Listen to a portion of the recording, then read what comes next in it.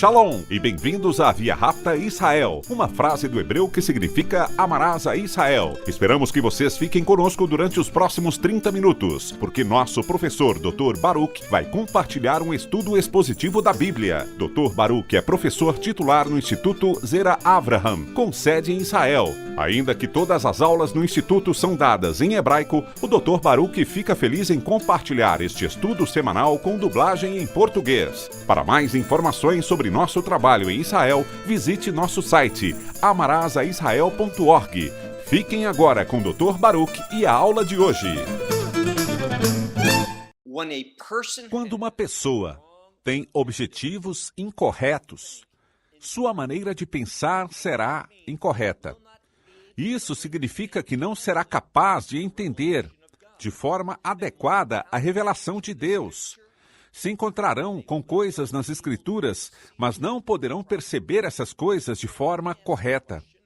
Te faço uma pergunta: você traçou objetivos corretos na sua vida?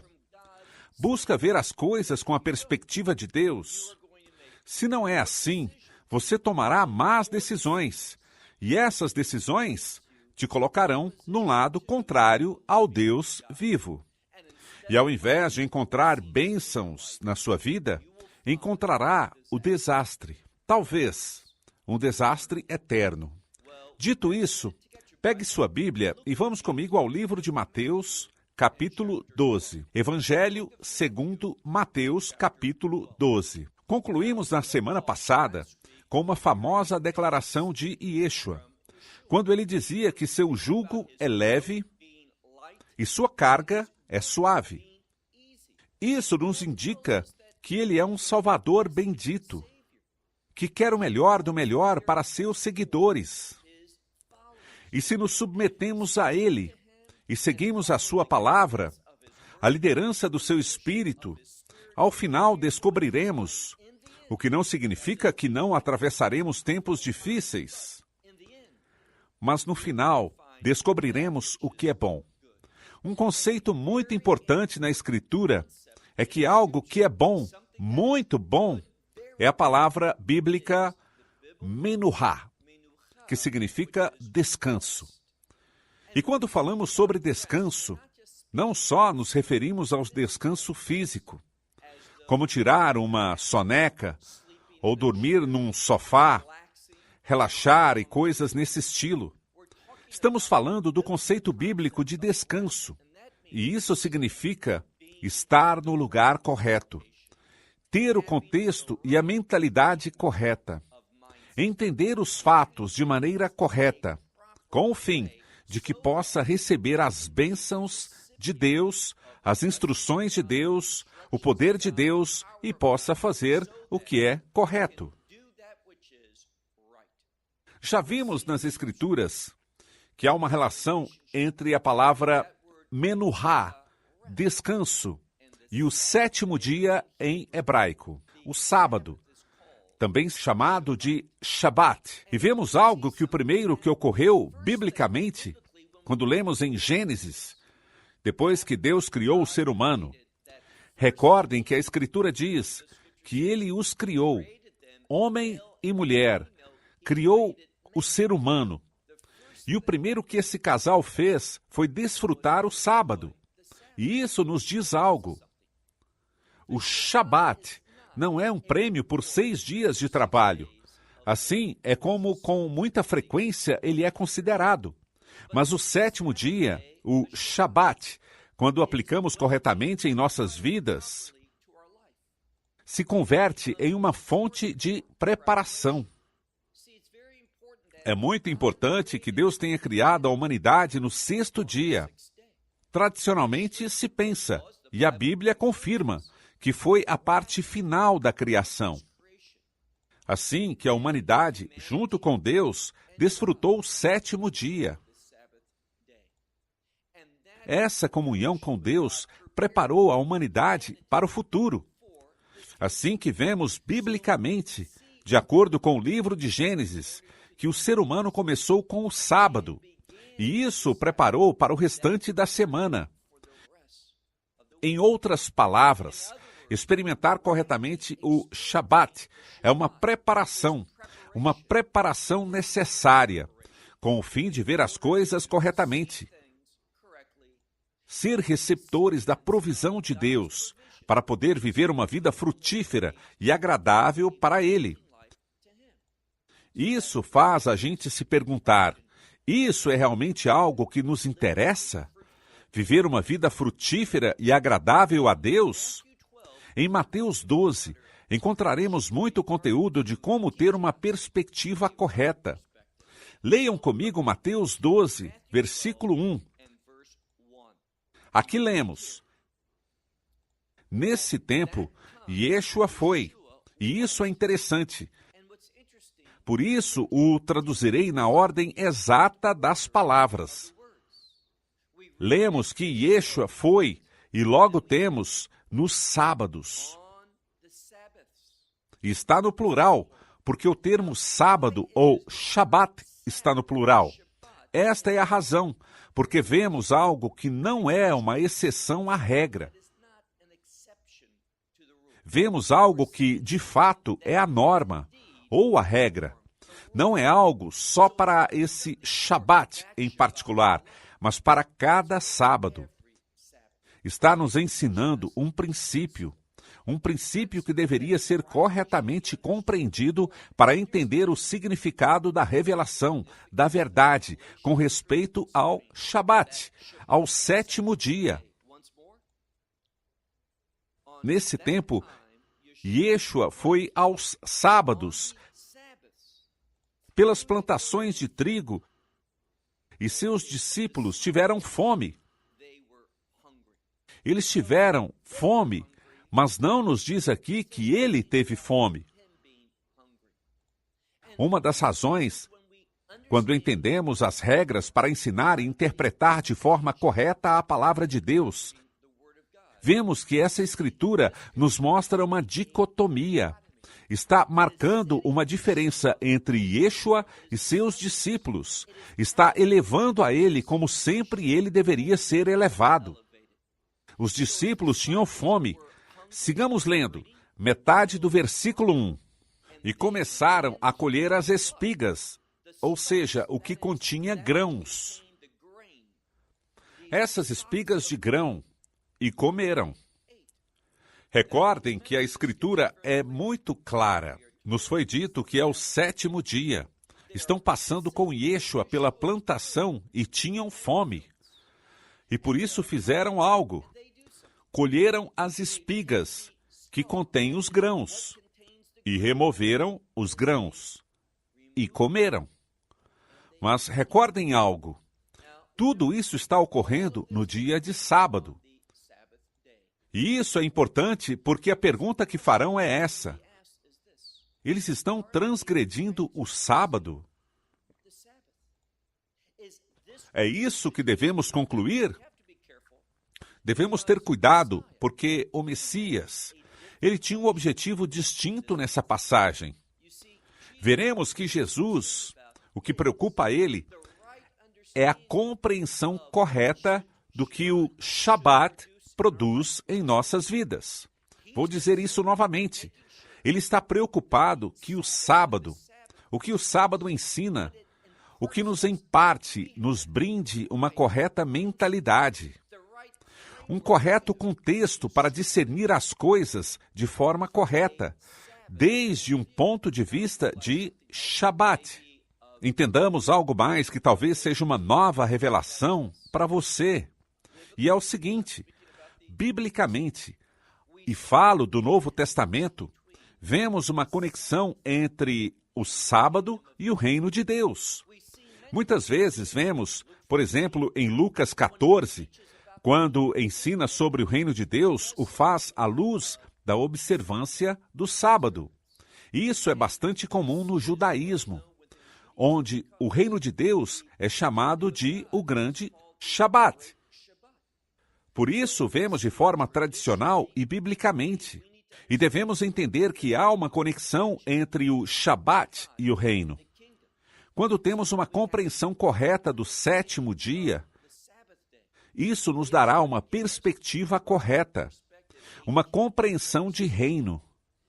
E quando temos uma compreensão de reino, como veremos, a misericórdia, se preocupar com a necessidade de outros, estará no centro de nossa forma de pensar. Uma vez mais, eles começaram a colher as espigas de trigo e comê-las. Versículo 2. Mas os fariseus, vendo, eles estavam sendo testemunhas disso.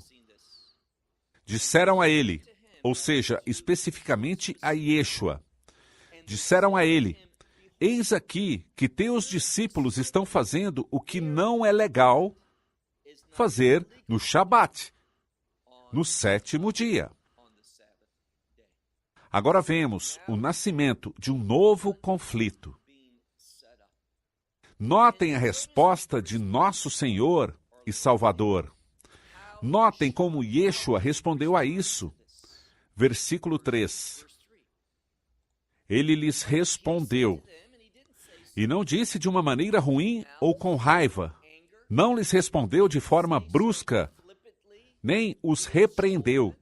Simplesmente disse, quis lhe comunicar uma verdade. O que eu gosto da sua resposta é que veremos que, para esclarecer os feitos do Shabat, como aplicar de forma apropriada a verdade do sábado em nossas vidas. Notem que ele utilizará a palavra de Deus. E por que eu gosto disso? Porque a base para entender a Escritura é a própria Escritura. Vemos aqui, por exemplo, que a forma para entender a revelação do Novo Testamento é entender de forma adequada o Antigo Testamento. Entenderam? O que as Escrituras estão nos compartilhando é um princípio. Você não pode entender o Novo Pacto se primeiro não entender o Velho Pacto. Lemos nessa passagem que ele respondeu: não leram o que Davi fez quando ele tinha fome e aqueles que estavam com ele? Versículo 4.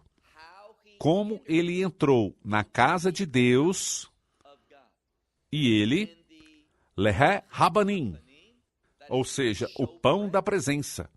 Bem, o pão da presença era colocado de modo especial sobre uma mesa. E esse pão da presença estava no lugar santo, não no Santo dos Santos, mas no lugar santo, onde os sacerdotes entrariam. Não todos eles, mas uma parte deles entrariam durante o Shabat para substituir esse pão da presença que havia estado ali durante toda a semana. Mas no sábado traria o pão novo. E o pão velho que estava ali, os sacerdotes o comiam. E apesar de que cada um deles recebia um pequeno pedaço, se sentiam satisfeitos. Por isso vemos um aspecto milagroso desse pão da presença. Era somente para os sacerdotes. Mas o que aconteceu? Yeshua disse, vocês entraram à casa de Deus e comeram o pão da presença? O que não era lícito para ele comer esse pão. E para quem os acompanhavam. Então, por que fizeram isso? Esse é o princípio. O sábado e a lei no geral não foi criado para nos fazer incômoda a vida, para nos trazer dor e dificuldades. Por isso vemos um princípio. Iquar nervesh. Iquar nervesh é uma expressão hebraica que basicamente significa cuidar de uma vida. E sempre Deus quer ser uma bênção para as pessoas. Por isso, apesar de que no seu estado original, o pão da presença estava proibido para Davi e seus homens, devido a essa necessidade absoluta e genuína, lhe foi permitido comê-lo. Diz aqui, não era lícito nem a Davi, nem a seus homens, mas apenas para os sacerdotes, e somente aos sacerdotes. Versículo 5. Ou não leram na lei, escutem isso, não leram na lei uma e outra vez. E Yeshua leva os discípulos aos fariseus e a todos de volta à lei, com o fim de que tenham uma compreensão correta dos seus ensinos no novo tempo. É certo que devemos ser crentes cheios do Espírito Santo para interpretar as Escrituras de forma adequada.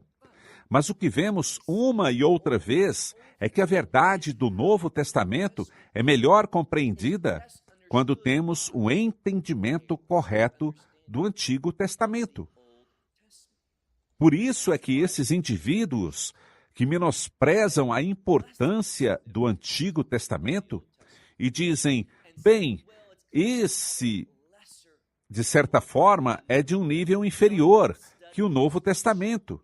Não estudamos tanto, não é confiável para assunto de fé. Sempre devemos nos centrar em Cristo e permitir que nossa fé no Messias nos faça ver as coisas espiritualmente e simbolicamente diferentes, e não entender literalmente o texto. Esse é um falso ensino, é incorreto. De novo, versículo 5 diz, não leram na Torá que nos sábados, outra vez os lemos em plural, que os Shabats, que os sacerdotes no templo profanam aos sábados. O que isso quer dizer? Os sacerdotes devem cumprir certos deveres no Shabat. Por exemplo, em Números 28, diz que haviam ofertas especiais que eram feitas especificamente no 7º dia. Outras ofertas não poderiam ser feitas no 7º dia. Só as ofertas especiais, a parte do trabalho, das tarefas que tinham sacerdotes diariamente, incluindo o Shabat no templo, era uma violação da lei do sábado. Mas devido à importância do templo, se permitia que elas fossem feitas. Ouviram bem? Devido à importância do templo. Isso é o que os intérpretes do judaísmo dizem com respeito a isso que estamos lendo, sobre o trabalho dos sacerdotes. O templo trouxe um status diferente. Por isso, essas coisas que estavam proibidas de se fazer fora do templo, fora da presença física do templo, agora poderiam ser realizadas no templo. O Messias simplesmente faz a pergunta: vocês não leram o que esses sacerdotes faziam, que profanavam o Shabat? Mas vejam o final do versículo 5. Mas eles eram inocentes. Versículo 6. Mas digo a vocês que há um aqui que será maior que o templo. Quem será? Quem é maior que o templo? Pois é Deus. E a quem se refere o Messias? A resposta é óbvia. Ele se refere a si mesmo. E, portanto, essa é a revelação. Esse é um excelente exemplo no qual o Messias revela-se a si mesmo, proclamando, anunciando sua divindade, que ele é Deus, Deus conosco. Se alguém diz que Yeshua não é Deus, está equivocado. Seu ensino é incorreto. Não devemos ouvir aqueles que negam a divindade do Messias. E ele diz, há alguém aqui, ou seja, aqui presente, que é maior que o templo. Versículo 7 diz, mas não sabem qual é a intenção do Shabat. Diz, não sabem o que significa misericórdia. Eu desejo e não sacrifício. Então, misericórdia. E esta é a chave. Quanto mais eu entendo a verdade do Shabat, a verdade do 7º dia. O sábado nos ensina a ter uma perspectiva divina para a misericórdia. quanto mais eu entendo sua relevância e aplico essa relevância do sábado à minha vida, maior será a minha capacidade como crente, como seguidor de Jesus Cristo, de ter misericórdia com outros, de pensar nas suas necessidades e não usar o dogma religioso e as doutrinas para lhes afligir. Recordem o que dissemos. O Messias ensinou: meu jugo é leve e minha carga é suave. Essa é a conexão entre o que estudamos na semana passada e essa semana. Agora, concluiremos o versículo 7.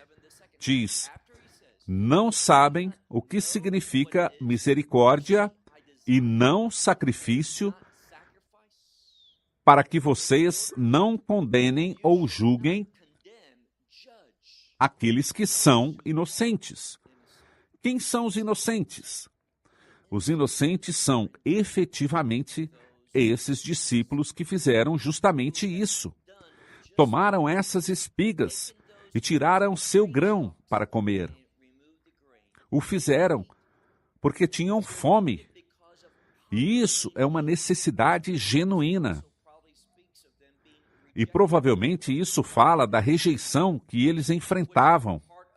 Ninguém os convidava no Shabat, ainda que era parte da tradição convidar outras pessoas ao seu lar e abençoá-los em companhia com comida, mas ninguém fazia isso. E, portanto, eles atuavam dessa forma. Eles não eram culpados. Os culpados eram aqueles a quem não lhes importava suas necessidades. Recordem isso porque será algo muito importante. Leremos agora o versículo 8. Porque o Filho do Homem também é o Senhor do Shabat. A única maneira como podemos, corretamente, entender a verdade do sábado em nossas vidas é através de uma relação pessoal, uma relação de novo pacto com o Messias e Yeshua. Ele é o Senhor do sábado. É através dele que verdadeiramente os princípios do sábado podem ser seguidos, compreendidos e aceitos para produzir o que agrada a ele. Mencionei que compreender corretamente o sábado produzirá misericórdia, fará com que as pessoas se preocupem com os demais. Vejam essa seguinte passagem rapidamente. Lemos: e deixando esse lugar, chegou à sinagoga deles. Essa é uma sinagoga de fariseus, por isso diz que era uma sinagoga deles, e ele não aceitava seus dogmas. Por isso, deixando esse lugar, chegou à sinagoga que pertencia a eles. E aqui havia um homem que tinha uma mão aleijada. Pensem nisso, uma mão aleijada. É uma mão que não pode ser usada, e ter uma incapacidade desse tipo certamente seria um obstáculo, uma dificuldade. E ele estava ali. E seguimos lendo. Versículo 10. E lhe perguntaram, dizendo: é lícito nos sábados? Recordem que em plural falamos sobre um princípio geral. É lícito curar aos sábados? E por que fizeram essa pergunta? Porque realmente querem saber a verdade. Queriam conhecer sua perspectiva. Não. A Escritura nos diz que lhes perguntavam para lhe condenar, para poder dizer que ele era culpado. E dessa maneira desacreditá-lo, porque eles não queriam que as pessoas o seguissem. A eles não importavam esse homem nem um pouco. Versículo 11. E ele lhes disse: que homem há entre vocês que, se tivesse uma ovelha, e esta ovelha caísse em um poço durante os sábados, e de novo, sábados está no plural, querendo dizer que é uma situação geral, qualquer sábado, diz, não haverá? Ou seja, não tirará ela dali e a levará, a subirá? Por quê? Porque uma ovelha não estará segura em um poço, nem um dia, incluindo o sábado. Por isso está proibido dizer, recordem da misericórdia. É mal ter esse ponto de vista? Bem, é sábado, que a ovelha fique ali, ainda que esteja incômoda, ainda que não tenha água nem pasto para comer, mas é sábado e não posso ajudar. Ninguém teria essa visão. Eles entendiam esse conceito de pikuar nefesh, ajudar ao que esteja necessitado, salvar uma vida. E, portanto, lhe perguntam uma vez mais. E esse é um princípio da Torá, que eles não compreendem. Por isso, vamos ao versículo 12. Portanto, quanto valor, ou seja, quanto mais vale um homem que uma ovelha? Analisem isso de forma correta. Se alguém ajudaria a uma ovelha, certamente ajudaria a um ser humano. Portanto, diz, portanto, aos sábados, portanto, diz, portanto, os sábados, nos sábados, um princípio geral, de novo, plural. Portanto, é lícito nos sábados o bem. Isso é o que se enfatiza, fazer o bem. A isso é que nos conduz uma compreensão correta do Shabat. A tudo que é bom, a tudo que cumpre esse conceito de misericórdia com outros. Isso significa que, sem pensar, faremos coisas que transgridam o Shabat? Não, mas em situações legítimas, e é o que nos ensina aqui. Colocamos a pessoa por cima da lei, do Shabat, porque o sábado foi desenhado para trazer descanso. Esse é um resultado positivo, assim que diz, lemos aqui, portanto é lícito que nos sábados façamos o bem. Logo disse ao homem, estende tua mão, e ele a estendeu. E a mão desse homem foi restaurada, completamente ficou sã, como a outra. Um grande milagre foi feito. Louvado seja Deus! Mas notem nosso último versículo, notem como responderam os fariseus. Mas, ou seja, em contraste com o anterior, não reconhecendo o poder de Deus, nem reconhecendo a identidade do Messias como o Senhor do sábado. Mas os fariseus formaram um conselho, e aqui está a chave, contra ele. E saindo dali, tendo tomado conselho, saíram desse lugar, quiseram fazer algo. Como? Disso se tratava seu conselho. Como o podiam destruir. A ênfase estava sobre ele, a quem queria destruir. A verdade do sábado nos dá a perspectiva correta para entender a vontade de Deus, a misericórdia de Deus e ser bênção para outros. Terminou o nosso tempo. Deus te abençoe. Shalom, desde Israel. Shalom from Israel. Esperamos que você tenha desfrutado da aula de hoje e que possa compartilhá-la com outros. Te convidamos a participar e nos acompanhar a cada semana, a esta hora e por este canal, em mais um episódio de Amarás a Israel. Para mais informações em português, visite amarasaisrael.org, onde encontrará muitos outros estudos realizados pelo Dr. Baruch. Até a próxima semana. Que Deus, nosso Messias e Yeshua, nosso Senhor Jesus Cristo, te abençoe durante a sua caminhada com Ele. Shalom, desde Israel.